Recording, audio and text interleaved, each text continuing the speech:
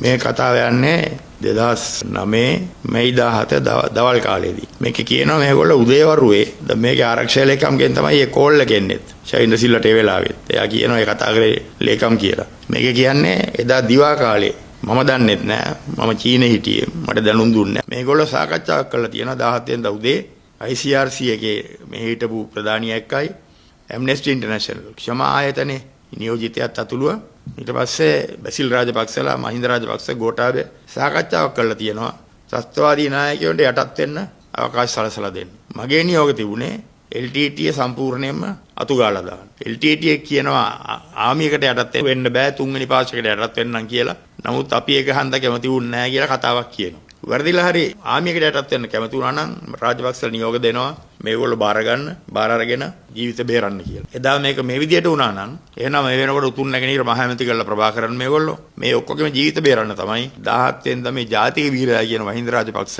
උත්සාහ කරේ. ඒකට ඒගොල්ලෝ තල්ලාගෙන සුදු කොඩි කතාවක් මම කිව්වා කියලා හැරෙව්වට මාධ්‍යවේදීන්ගේ කැමරා තියෙන තැනක ෂයින්ද්‍ර සිල්ලාට මතක නැති වෙන එතනදි කැමරා තියෙනවා කියලා. එයා කියනවා ඒ කෝල් එක සෙක්‍රටරිගෙන් මෙහෙම කරන්න කිව්වා මෙහෙම කරන්න කිව්වා කියලා.